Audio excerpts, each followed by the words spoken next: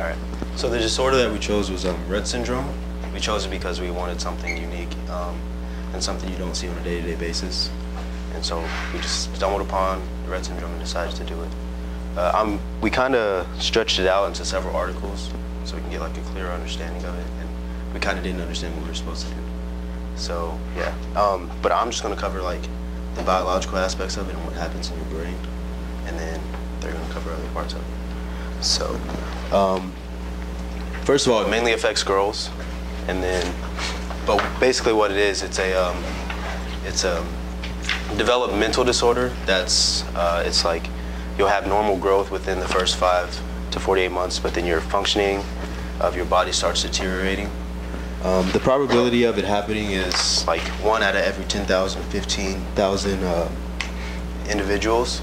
And then if it does happen in boys, they don't live long, they die shortly after birth because boys only have one X chromosome, and that's where the mutation is. It's not genetic, it's just, it's not, you can't inherit it from your parents or anything. It's just one mutation that causes like a world of problems, like a cascade. So its features are slowed head growth, loss of hand skills, and impaired motor skills. Also, like dystonia, it's like maintain muscle contractions lead to abnormal postures and abnormal muscle postures and just weird movements. But my article was titled Rett syndrome and the neuronal development. The hypothesis of the article was that Rett syndrome is a genetic disorder of the synapse development that disrupts the neural circuits. And mainly, majority of the article covered the protein MECP2. The Z is supposed to be a 2, but that's a protein, but it comes from the gene ME. The E is capitalized, CP2, and that has like 300 mutations which causes the disorder. So, yeah. And that's on the X chromosome as well. They didn't give a lot of background in the abstract or in the article. They just kind of dove right in and just went into it. But the methods that they used were, they used an auto radiography and brain images on rats and a post-mortem young female with Rett syndrome. Post-mortems means that she was dead. But the 3 key findings, what they really noticed was that the gene and the protein were specific in the areas of the brain, in the regions. So I'm just going to go into the findings. One of the first findings was that the nerve cells that make up the cortex of the brain, they had a loss of dendritic spines.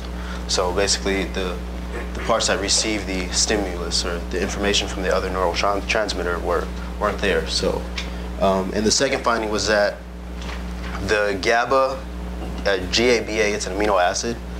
It regulates the the nervous system's ability to receive and to respond to stimulus.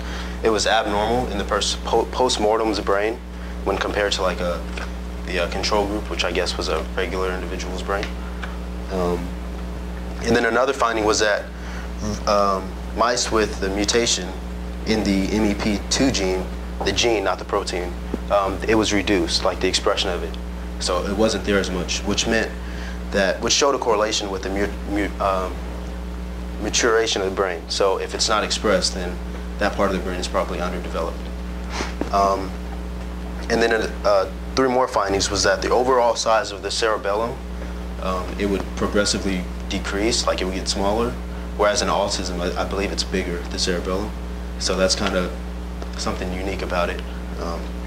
And then the loss of the Purkinje cells, which is like, those are linked to behavior. So that's where you see when they don't have those, you see the loss of social interaction and kind of the disconnection.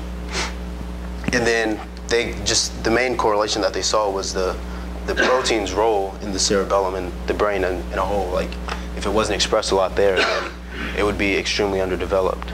So that's basically it. But in the conclusion, this was in 2005, so they were really optimistic about the therapies that they could provide to the individuals with Rett syndromes to increase the expression of that gene or protein. So, and the collision point, I guess, would be that, like, if you were to have a child with Rett syndrome, you can it'd be easy to get mad and just question God, like, why why did this happen to me or stuff like that. But you know, just realize that God still loves them and they were created just as you were, but it's just kind of a mistake in the DNA. So yeah. And so now we're going to go into a video just to give you a brief perspective of what it's like to actually see an individual with Rett syndrome, and then Landon's going to kind of go into more depth with that.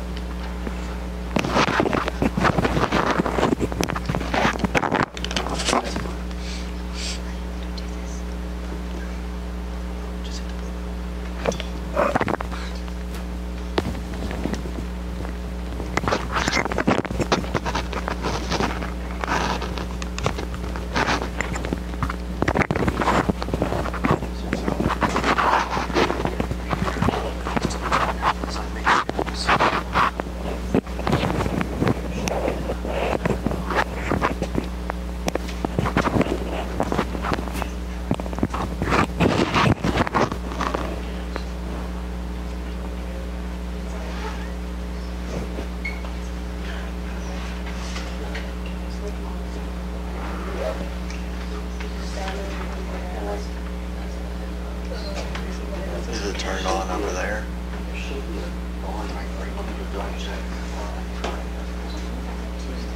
No, it may not be turned on. Yeah, it sounds right. It's on here. I'm sorry. It has changed our lives. It's not your fault.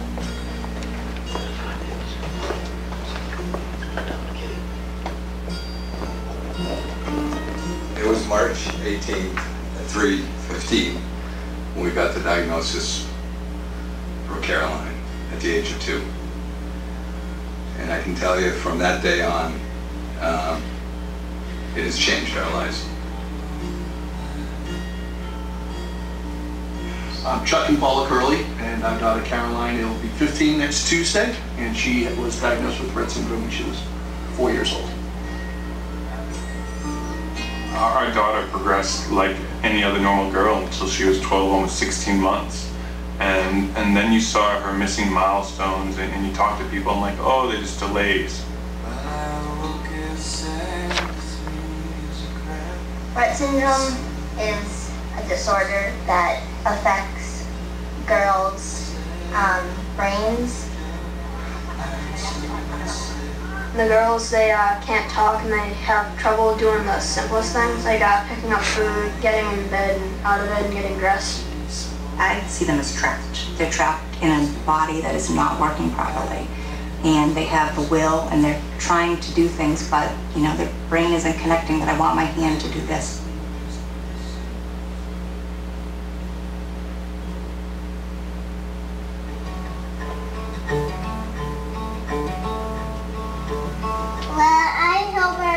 Kinds of things. My favorite thing is the swing with my sister. I can help her with turning on the TV, and I like to talk to her a lot. I love her.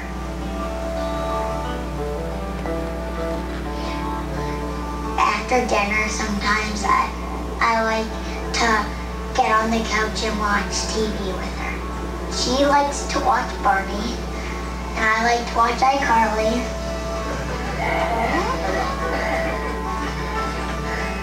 I think about her all the time, and yeah, me too. Any wish that I make, like if I blow out a birthday candle or something, I hope for that.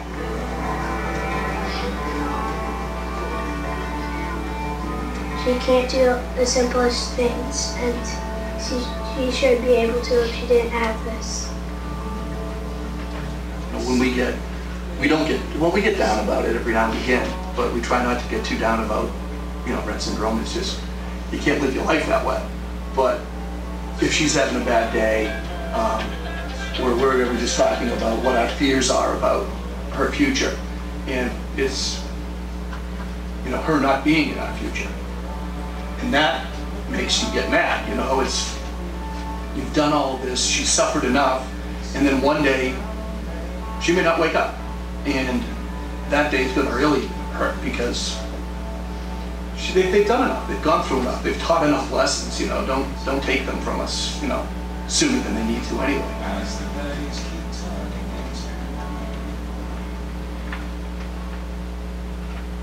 I don't need anything else except a girl that would be given opportunities like we all have been, and given a chance.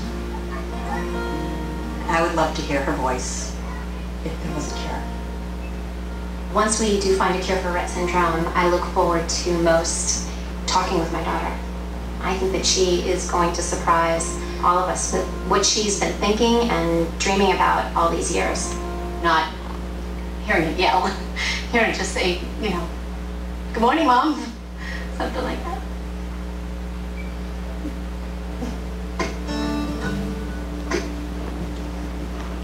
I wrote a poem named Speechless for my sister, and it's just about how her struggles with Rett syndrome. My sister. She is strong but silent. She will grow but not grow a voice. She needs help but helps others more. Is poetic but cannot make a rhyme. She hears but cannot be heard. On the inside she yells for help, but no one ever hears her. She is full of responses, but is saving them for the right time to respond. She is looking for a voice, but cannot find the right one to use. She is a fighter, but cannot give a command. This is a life without being heard. We've seen the science go from basic discovery, where they're just trying to figure out what is Rett syndrome, what's going on, to being at the verge of clinical trials. That isn't happening in a lot of disorders. 8 years ago, they were 20% in. I think they're 80% in. They are on the brink of finding the right thing to get a cure for our girls. They just need the proper support and the proper funding to get us there. The sense of urgency now is so important. We have the researchers, we have the science that can make a difference. It's just about accelerating it.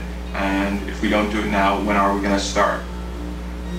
There really is real reason to be hopeful, and sometimes that's enough to get you out of bed in the morning, to think we just have to keep her healthy, we have to keep her therapies, we have to keep her brain stimulated, get those neurons working, because the cure is going to come.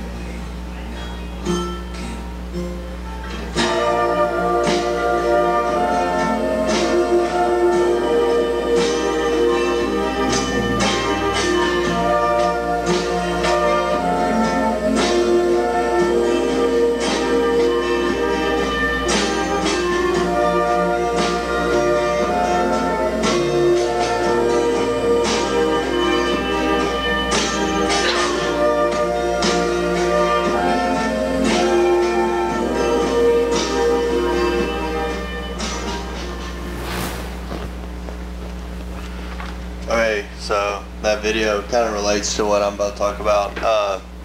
I'm going to talk about how the disease affects the child and how the disease actually affects the family too. It's broken down into 4 stages. You got stage 1, which is the early phase. It's from 6 to 18 months. The child will develop up to that point, and then you kind of start seeing these slow digressions down, slowing down, the develop slowing down.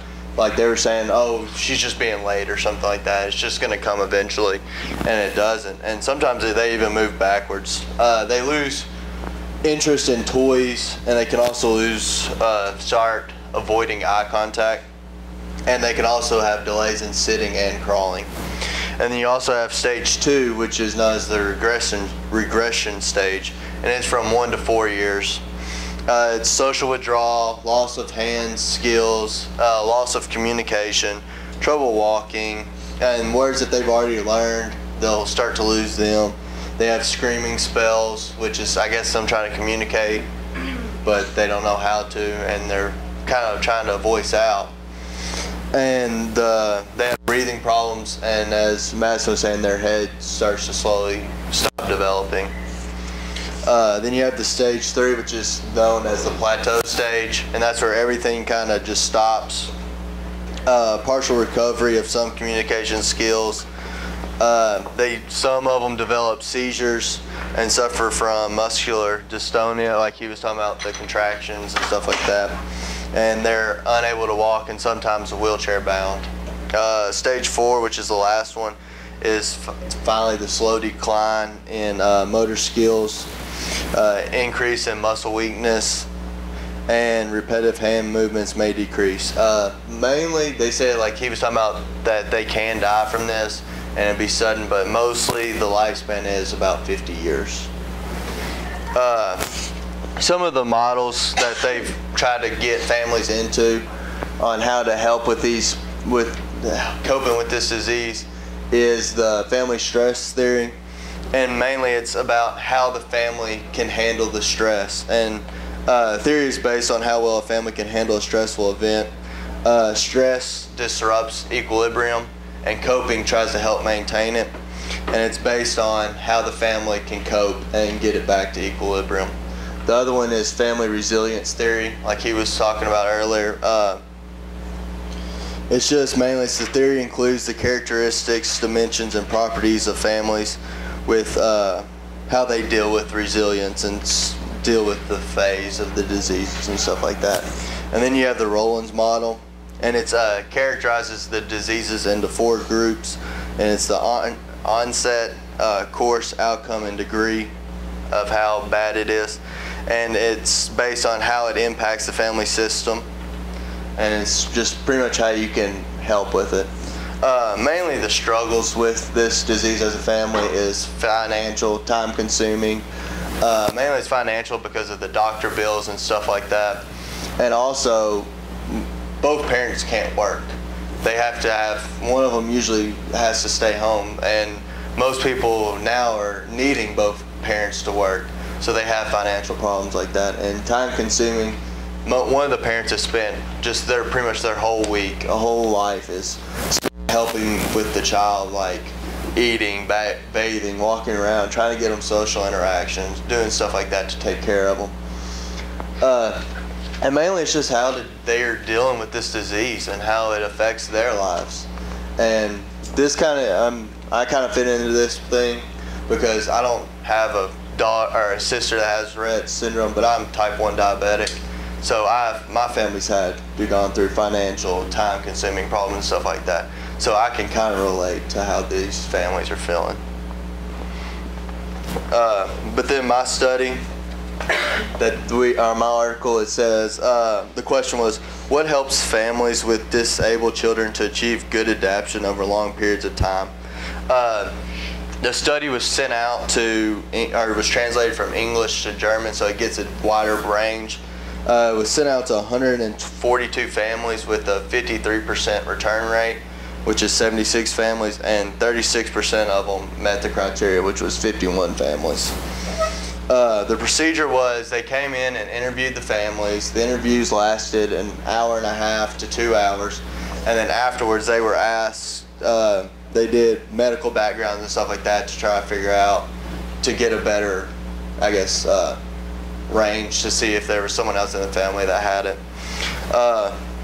The results were the families could had problems which were in 6 stressors, and they were emotional, health related, uncertainty about the illness, which is like what's going to happen and stuff like that, open rejection by social environment, experts not available, like doctors don't know what's wrong or how to fix it and stuff like that. And then comparison with healthy children. They're like, how is this one healthy but this one's not, and stuff like that. Mainly with family adaptation, there was 2 stories. You have the story of the refound balance, and these families were the ones that quit relying on experts after they were going like expert to expert, and the expert's like, well, we don't know what's going on, we can't really help you and stuff like that. They finally decide, well, we're going to take charge and we're going to do what we best can. And those are the people that are like in the video that they showed. They're the ones that took over and were like, we're going to do the best that we can. We're going to be better for our child and stuff like that. And they end up with better resilience and helping for the disease. While you have the other ones who are the story of the long, tenacious walk uphill, and they're the ones that kind of feel sorry for themselves. And they're like, why us? Why did it have to be us? And all this stuff. And it ends up causing more problems for their family. Like sometimes one of the partners or one of the people in the marriage might be like, well, I'm gonna go do this just to get away. Like I'm gonna go pick up bowling or something like that just so I get out of the house and so I don't have to deal with this anymore. And usually they're the ones that have the problems with their marital status and stuff like that. And kind of mine goes back to like the Christianity and stuff like that. Like he was saying, why they might go and ask why God, why us, where the tenacious people like. But then those rebound balance would be like, all right, God, now help us. We're dealing with this. Help us with the cure and stuff like that. So it's kind of which side is which on how they affect Christianity-wise. And now it's Destiny's turn. Willing to put your part off till next Tuesday? As long as it's Tuesday. You won't be here Tuesday? No, I'll be here Tuesday.